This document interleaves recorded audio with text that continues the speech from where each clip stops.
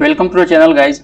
आज हम लोग देखेंगे अगर कि आप आज रेलवे में एज ए टेक्नीशियन के रूप में बहाली होते हैं तो आपको सैलरी कितना मिलेगी। ये एक मेरे फ्रेंड का करंट सैलरी स्लिप है जो मंथ ऑफ कितना का है, अक्टूबर 2022 का है। तो चलिए देखते हैं एक रेलवे गवर्नमेंट स्टाफ को क्या काम मिलते हैं।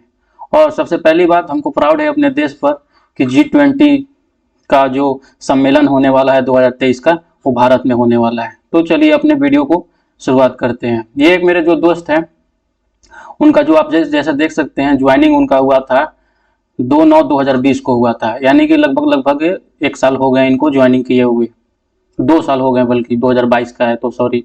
हाँ, तो देखते हैं इनका जो डिजिग्नेशन है वो टेक्नीशियन ग्रेड 3 के रूप में है, डिपार्टमेंट इलेक्ट्रिकल है, और ये जो डिवीजन है मद्रास डिवीजन का, ये सैलरी स्लिप है। इनका डेट ऑफ बर्थ देख सकते हैं। पे लेवल जो है इनका पे लेवल 2 में आता है जब आप ग्रेड 3 में ज्वाइन करते हैं।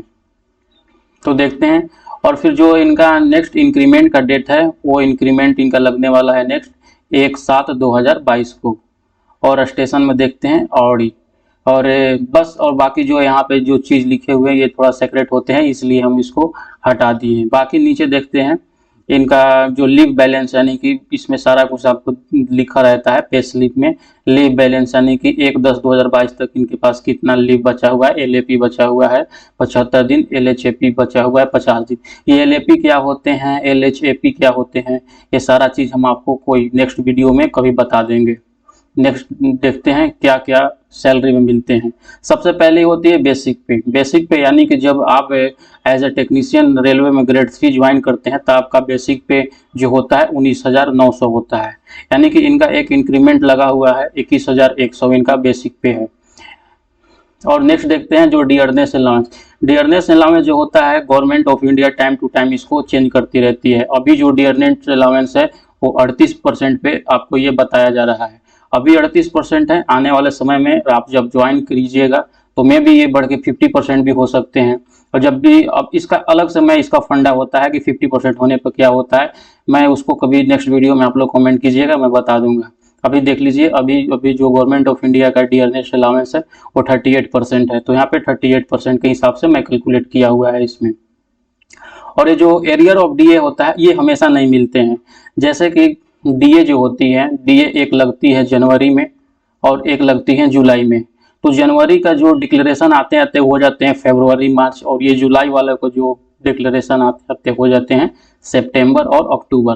तो जैसे जुलाई के अगस्त सितंबर, ये जो 2-3 महीने के बच्चे होते हैं वो आपको उस महीने का एरियर के रूप में मिल जाते हैं, तो वही ये एरियर है।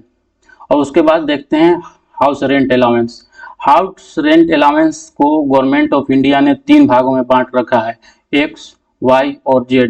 X कैटेगरी में वो शहर आते हैं जिनकी आबादी 50 लाख से अधिक, या नॉर्मली वर्ड में बोले कि जो मेट्रो सिटी है वो X कैटेगरी में आते हैं। बाकी जो मेट्रो सिटी नहीं है यानी कि जिसकी आबादी 50 लाख से कम है वो Y सिटी में आते हैं। बाकी जितने भी बचे हुए शहर हैं उसको Z कैटेगरी में रखा जाता है। तो अभी जो HRA का चल रहा है हाउस रेंट अलाउंस का, अगर कि आप किसी X सिटी में है तो वहाँ पे 27 मिल रहा है, अगर के Y सिटी में है तो 18% है, और बाकी अभी 9% है। ये भी टाइम टू टाइम चेंज होते रहता है, तो ये हमेशा जब आप आइएगा तो उस समय कुछ और होंगे, तो आपका सैलरी कुछ और बनेगा।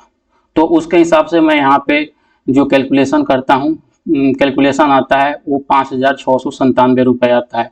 हाँ, और इसमें भी एक क्राइटेरिया दिया हुआ है कि अगर के 27% मान के चलिए, जितना ही बेसिक है 27% अगर 5600 से कम आता है आपको तो मिनिमम 5600 रुपये मिलेंगे। सॉरी, 5600 नहीं, शायद 54 या 5600 कुछ होते हैं, मेरे को कंफर्म नहीं पता है, लेकिन आपको मिनिमम इतना मिलेंगे। और सॉरी, हमको याद आ गया, ये 5600 नहीं 5400 ही है। और 18% का वैसे नहीं, अगर 18% कैलकुलेट करने पर बेसिक आपका 3600 से कम आते हैं तो मिनिमम आपको 3600 मिलेंगे ही। उसी तरह Z सिटी में अगर 9% कैलकुलेट करने पे आपको 1800 से कम आते हैं तो 1800 कम से कम आपको मिलेंगे ही मिलेंगे। उसी प्रकार ये ट्रांसपोर्ट अलाउंस जो होते हैं, जो ग्रेड 3 को मिलते हैं, वो इसका परसेंटेज निकाला जाता है। लगभग 1760 स्टार्टिंग में मिलता है, तो तो अभी बढ़ के इनका 1863 रुपये हुए। ये सब एक अलावेंस का कैलकुलेशन होते हैं। अगर कि आप लोग हमको बताइएगा तो मैं आपके लिए ये travelling transport allowance, travelling allowance का एक अलग से सेपरेट वीडियो हम बना सकते हैं।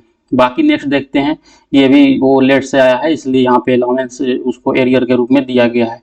और ये जो दो आपका सैलरी में दिखा रहा है NOT और 40 over time, normal over time और फैक्ट्री OT टाइम, ये आपको हर जगह वेरी करता है। आप कहीं वर्कशॉप में होते हैं तो कहीं वहाँ पे OT चलते हैं, कहीं पे OT नहीं है तो वहाँ पे इंसेंटिव चलते हैं। इसीलिए यहाँ पे मेरे दोस्त काम करते हैं उनको इंसेंटिव मिलती है, तो ये हुआ उनका इंसेंटिव सॉरी ओवर टाइम होते हैं तो ये हुआ ओवर टाइम। और कुछ और एक्स्ट्रा अलावेंस होते हैं, जैसे कि इनको मिला हुआ है ब्रेक डाउन अलावेंस 405 रुपये। तो टोटल मिलकर जो इनका ग्रॉस सैलरी बनता है वो बनता है 46,938 रुपये। तो इतना तो आपको ग्रॉस सैलरी हुई। इसमें से डायरेक्ट इसको आपके अकाउंट में ट्रांसफर नहीं होते हैं, कुछ गवर्नमेंट की ओर से कटौती भी होती है। तो इनका टोटल कटौती जो हुआ है 3,451 रुपये हुआ है। तो उसमें से देख लेते हैं क्या क्या होते हैं। ये 30 रुपये तक की किसी भी राज्य में रहिएगा वो फिर रेलवे एम्प्लॉय इंश्योरेंस के लिए पैसे 30 रुपये कटते हैं। उसके बाद सोशल सिक्योरिटी स्कीम 50 रुपये कटते हैं। बाकी जो NPS होते हैं, न्यू पेंशन स्कीम, वो 3,163 रुपये कटते हैं। और प्रोफेशनल टैक्स जो होते हैं उसके लिए 208 रुपये कटते हैं, कोई भी राज्य में आप रहिएगा। तो यही टोटल सैलरी इनका 40,938 रुपये हुए। रिकवरी टोटल जो गवर्नमेंट कट की उसको 3,451 रुपये हुए। और जो इनके खाता में क्रेडिट किया जाएगा इन हैंड सैलरी 43,487 रुपये बने। ये तो हुए अक्टूबर का। अगर कि आप जब भी ज्वाइन करते हैं तो उस समय आपका सैलरी कुछ और बनेगी। तो यही है, अगर कि आप एज अ टेक्नीशियन ज्वाइन करते हैं तो आपको ट्रेनिंग के बाद ये सैलरी मिलेगी। बाकी अगर किस टॉपिक पर आपको वीडियो चाहिए आप कमेंट में बता सकते हैं। और हाँ, अच्छा लगे, अगर आपको ये इंफॉर्मेटिव वीडियो लगे तो प्लीज़ चैनल को सब्सक्राइब कीजिए। Okay, thank you. मिलते हैं हम लोग नेक्स्ट वीडियो में।